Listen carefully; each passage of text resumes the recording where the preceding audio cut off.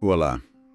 Hoje, 17 de dezembro de 2025, a gente vai mergulhar nas notícias do dia com uma missão bem clara.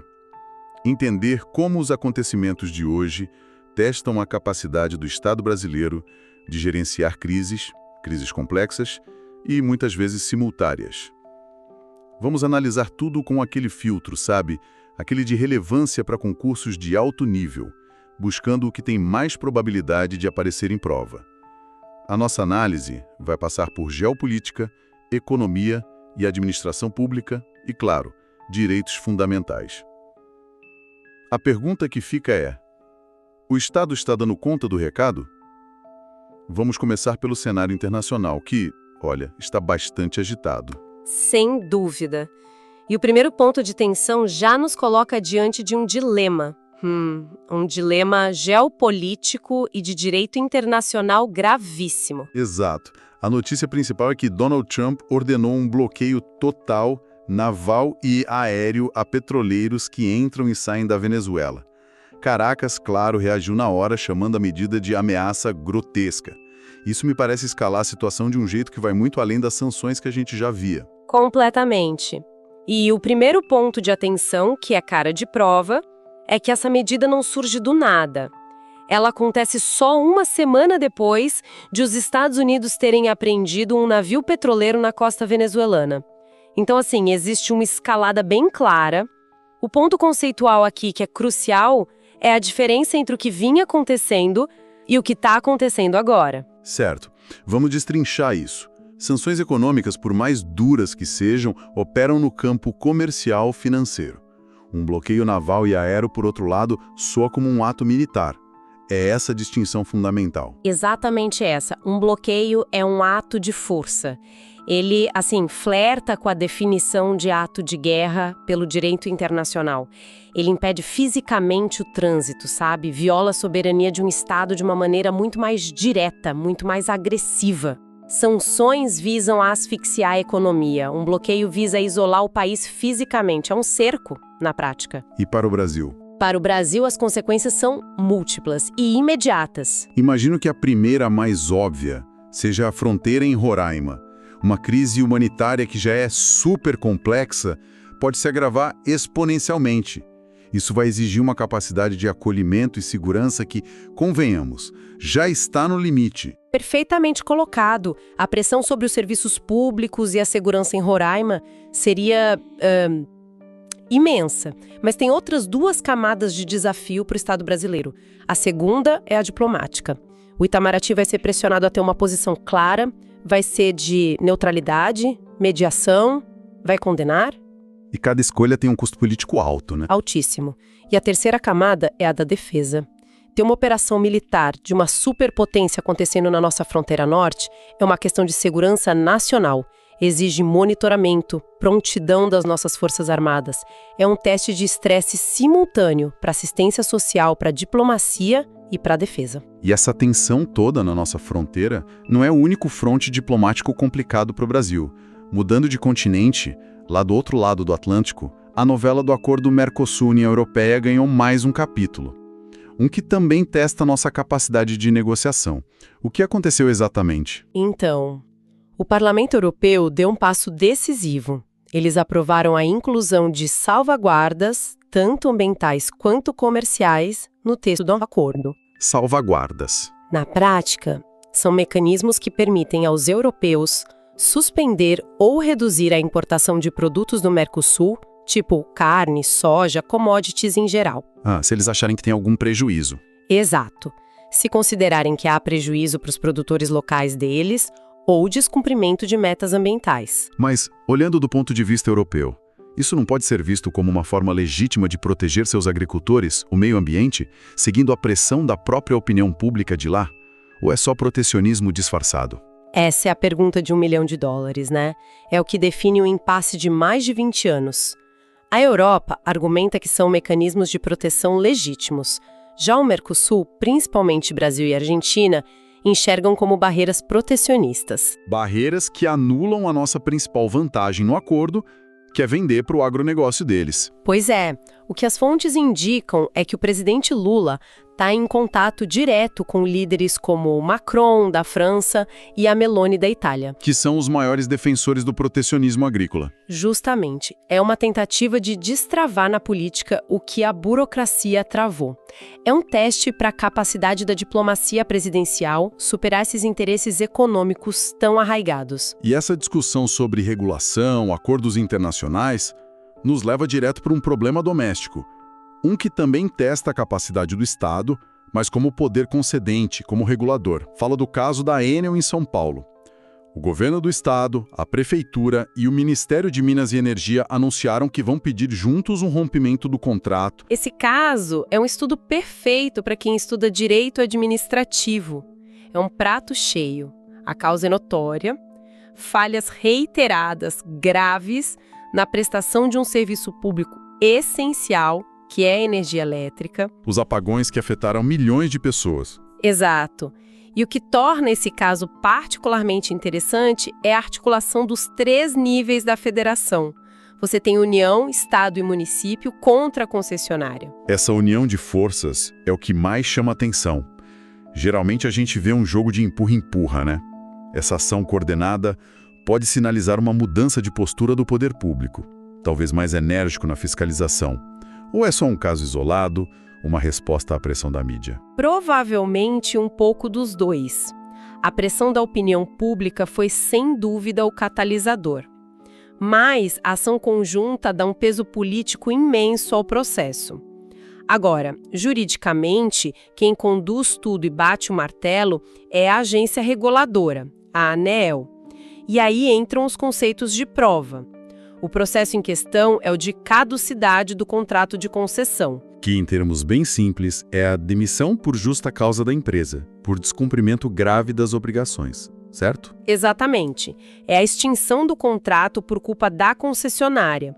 O fundamento é a violação de cláusulas contratuais, especialmente a que exige a prestação de um serviço adequado e eficiente. Princípio da eficiência? Isso se conecta diretamente ao princípio da eficiência, um dos pilares da administração pública lá no artigo 37 da Constituição. O caso Enel testa, no limite, a capacidade do Estado regulador de fazer valer um contrato e proteger o cidadão. E para o Estado ter essa capacidade de fiscalizar, regular e agir, ele precisa de recursos, o que nos leva a Brasília e a busca incessante por arrecadação. Um tema central na regulamentação da reforma tributária que o Congresso acabou de votar. A conexão é perfeita. Enquanto São Paulo discute a eficiência do serviço, Brasília discute a origem do dinheiro. E na regulamentação da reforma, 2 pontos saltam aos olhos. O primeiro é o imposto seletivo, que ficou conhecido como Imposto do Pecado. Ah, sim. A Câmara dos Deputados derrubou o teto que tinha sido proposto para a alíquota sobre bebidas açucaradas. Foi uma vitória do lobby da saúde pública e uma derrota para a indústria. Mostra a força desses grupos no Congresso. E qual o segundo ponto? Onde mais o governo está buscando receita? O segundo ponto é justamente a criação ou o aumento de tributação sobre setores que até então eram pouco taxados. As fontes destacam o aumento de impostos para sites de apostas online, as bets, e também para as fintechs. As empresas de tecnologia financeira. Isso. O governo está claramente mirando em novos setores da economia digital para ampliar a base de arrecadação. Então, na prática, esse aumento de imposto sobre bets e fintechs é a fonte que o governo encontrou para tentar cobrir os rombos no orçamento e ainda financiar novas despesas como aquele socorro bilionário aos Correios.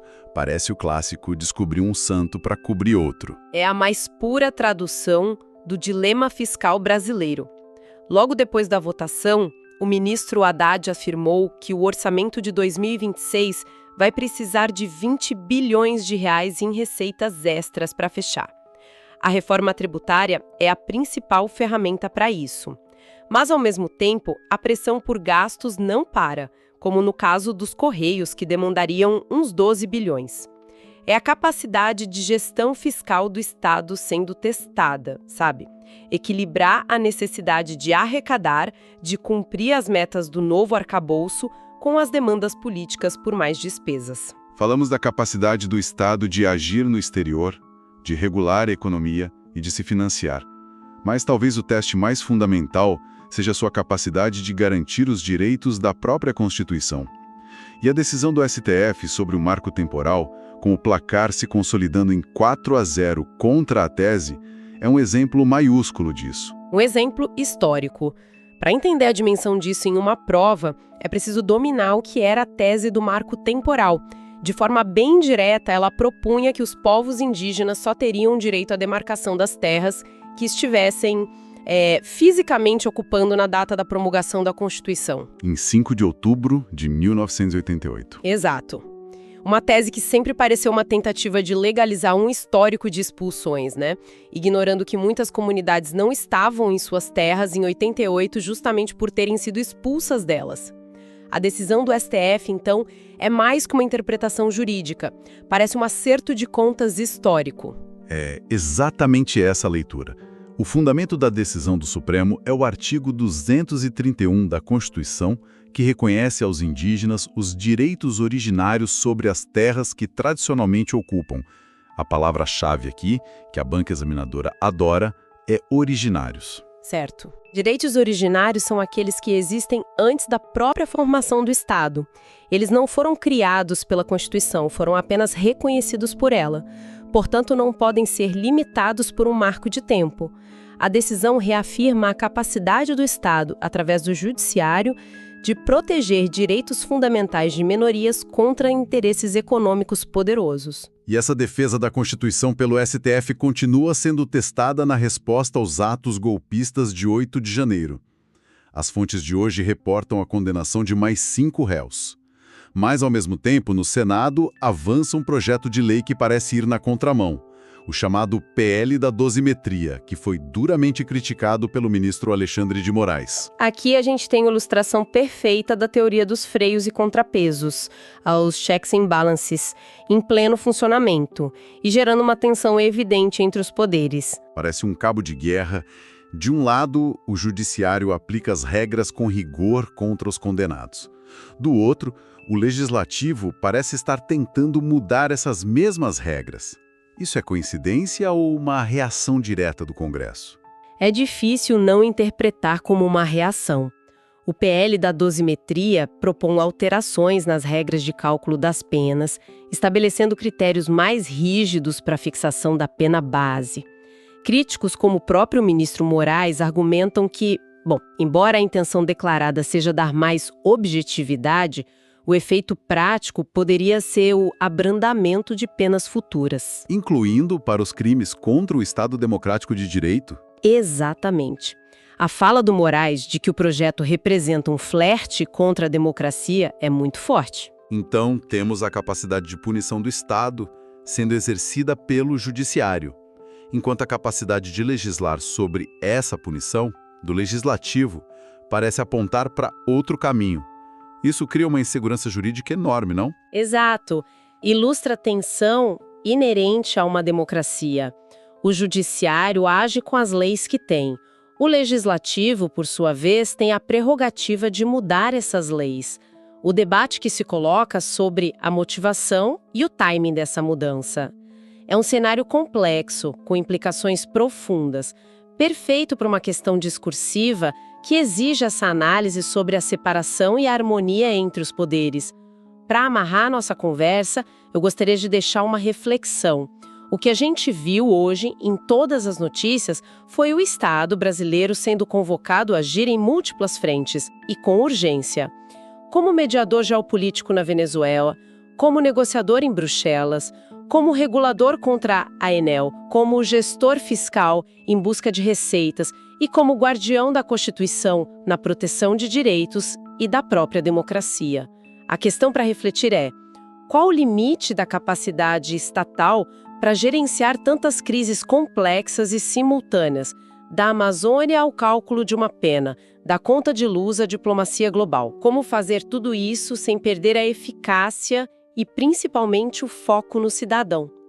A resposta a essa pergunta é o que vai definir a qualidade da nossa administração pública e da nossa democracia nos próximos anos. Um pensamento fundamental, especialmente para quem se prepara para servir a esse mesmo Estado, As análises de hoje foram baseadas em notícias dos portais Agência Brasil, CNN Brasil, Metrópolis, Poder 360, R7, Terra e BBC News Brasil. Obrigado e até a próxima.